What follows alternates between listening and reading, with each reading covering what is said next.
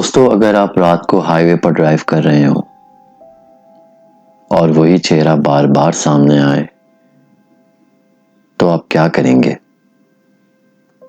सिद्दर और वसीम ने भी भागने की कोशिश की, मगर छलावे ने इन्हें कहीं जाने नहीं दिया। सिद्दर और वसीम की शादी को अभी सिर्फ 2 ही हफ्ते हुए थे। दोनों अपनी नई जिंदगी में बहुत खुश थे। एक दिन वसीम के एक करीबी दोस्त ने इसे खाने पे घर आने की दावत दी। इसके दोस्त का नाम फैजान था, जो वसीम का बचपन का दोस्त था। वसीम इसे मना नहीं कर पाया क्योंकि उनकी दोस्ती बहुत पुरानी थी। 2 दिन बाद वसीम और सिद्रा फैजान के घर जाने की तैयारी करने लगे। फैजान शहर से काफी दूर रहता था, इसलिए वसीम ने फैसला किया कि वो हाईवे के रास्ते जाएगा ताकि रास्ता भी खुला मिले और ट्रैफिक से भी बच सके। दोस्तों, रात के तकरीबन 8 बज रहे थे। दोनों मियाँ बीवी खूब तैयार हुए, अच्छी खुशबू लगाई और खुशी खुशी दावत के लिए निकल पड़े। सर्दी की रात थी, सड़कें तकरीबन सुनसान थीं। चारों तरफ गहरा अंधेरा और खामोशी छाई हुई थी। वसीम गाड़ी चला रहा था, जबकि सिद्रा इसके साथ बैठी बातें कर रही थी।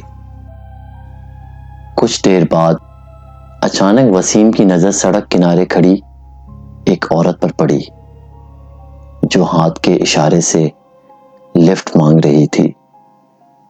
इस औरत ने लंबा सा जोड़ा पहन रखा था और इसका चेहरा दुपट्टे से ढका हुआ था। वसीम ने कहा, गाड़ी रोक देता हूं, शायद कोई मुश्किल में है।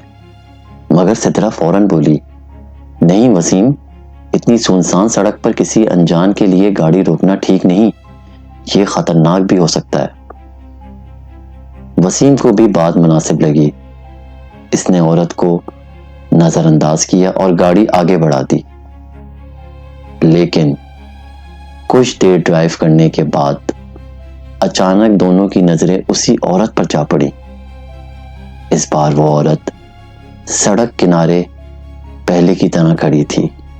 वही लिबास, वही चेहरा ढका हुआ, मगर इस बार इसके साथ तकरीबन 10 साल का एक बच्चा भी खड़ा था,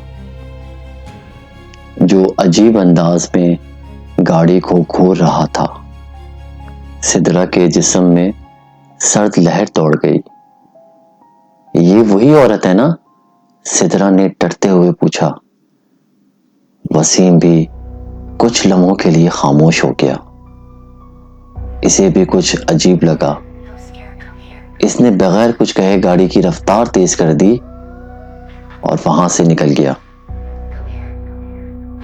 वक्त गुजरता गया। कुछ देर बाद वसीम को अजीब सा एहसास हुआ। इसने घड़ी देखी। ये कैसे हो सकता है? वो परेशानी से बोला। क्या हुआ? सिद्रा ने घबरा कर पूछा। हमें 1.5 घंटे से ज्यादा हो गया ड्राइव करते हुए, लेकिन हम अभी तक मंजिल पर नहीं पहुंचे। वसीम ने गौर से सामने और पीछे का रास्ता देखा तो इसके चेहरे का रंग उड़ गया। वसीम ने कहा, सिद्रा, लगता है हम काफी देर से इसी सड़क पर ही घूम रहे हैं। ये सुनकर सिद्रा के हाथ पांव ठंडे पड़ गए। ये कैसे मुमकिन है? वसीम ने कुछ ना कहा, बस गहरी सांस ली और गाड़ी दोबारा आगे बढ़ा दी। लेकिन चंद लम्हों के बाद वो दोनों खौफ से हैरान रह गए, क्योंकि अब सामने वही औरत और वही बच्चा उनके सामने खड़े थे। मगर इस बार कुछ अजीब हुआ। अचानक गाड़ी खुद ब खुद उनके सामने जाकर रुक गई। वसीम ने घबरा कर गाड़ी स्टार्ट करने की कोशिश की, मगर गाड़ी स्टार्ट नहीं हुई। तभी उन्होंने देखा उस औरत के पीछे एक जैसे चेहरे वाले 5-6 बच्चे निकल आए हैं। वो सब बिल्कुल एक जैसे थे। सबका कद एक जैसा था, चेहरा एक जैसा, कपड़े एक जैसे। ऐसा लग रहा था जैसे एक ही बच्चे की कई शक्लें इनके सामने खड़ी हों। वो बच्चे आहिस्ता आहिस्ता गाड़ी के करीब आने लगे और फिर वो सब पागलों की तरह हंसने लगे। मगर वो हंसी किसी बच्चे जैसी नहीं थी, बल्कि किसी बड़े आदमी की खौफनाक आवाज जैसी थी। उनकी हंसी सुनकर सिद्रा और वसीम के जिस्म कांपने लगे। फिर अचानक वो बच्चे गाड़ी पर जोर जोर से हाथ मारने लगे। इनके हाथ गैर मामूली तौर पर बहुत भारी थे। जहां जहां वो हाथ मारते, गाड़ी पर उनके हाथों के गहरे निशान बन जाते। सिद्रा खौफ से रोने लगी। वसीम, ये क्या है? तभी दूसरी तरफ खड़ी औरत का ढका हुआ चेहरा आहिस्ता आहिस्ता खुलने लगा और जो वसीम ने देखा, इसके बाद इसके जिस्म में जैसे जान ही ना रही हो, क्योंकि वो औरत कोई और नहीं थी। वो औरत बिल्कुल सिद्रा जैसी थी। एक सिद्रा गाड़ी के अंदर बैठी थी और दूसरी सिद्रा सड़क पर खड़ी थी। वसीम को कुछ समझ ना आया। वो फौरन गाड़ी में बैठी सिद्रा से बोला, जल्दी निकलो यहां से, भागो। वो बच्चे इन्हें डरता देखकर जोर जोर से हंसने लगे। वसीम और सिद्रा फौरन गाड़ी से निकलकर अंधेरे में भागने लगे। वीरान हाईवे, गहरा अंधेरा और पीछे से आती हुई खौफनाक हंसियां। दोनों जान बचाकर भाग रहे थे। तभी अचानक इन्हें सामने से एक बहुत तेज रोशनी अपनी तरफ आती हुई नजर आई। इन्हें कुछ समझने का मौका ही ना मिला और वो उस रोशनी से टकराकर वहीं सड़क पर बेहोश हो गए। जब अगली सुबह इनकी आंख खुली तो वो अस्पताल में थे।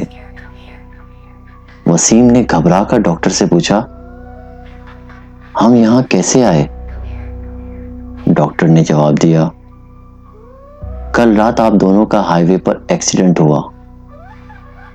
आप लोग गाड़ी में बेहोशी की हालत में मिले थे, लेकिन शुक्र है आप दोनों को ज्यादा गहरी चोट नहीं आई। वसीम और सिद्रा एक दूसरे को खामोशी से देखने लगे, क्योंकि इनके साथ तो कुछ और ही हुआ था। मगर उन्होंने ये बात किसी को ना बताई, क्योंकि वो जानते थे कल रात वो किसी छलावे में फंस गए थे। उस रात के बाद वसीम और सिद्रा ने कभी भी इस हाईवे का रुख नहीं किया। दोस्तों, कहानी तो खत्म हो गई, या शायद अभी शुरू हुई है, क्योंकि आज भी उस हाईवे पर रात को एक औरत नजर आती है, हाथ के इशारे से लिफ्ट मांगती है और जो भी रुकता है वो वापस नहीं आता। दोस्तों, अगर ये कहानी आपके दिल को छू गई है तो लाइक जरूर करें, शेयर करें और मेरे चैनल को सब्सक्राइब जरूर करें। और हाँ, कमेंट में मुझे बताएं, क्या आप उस औरत के लिए गाड़ी रोकते? अगली कहानी का इंतजार करें। जब तक के लिए अल्लाह हाफिज।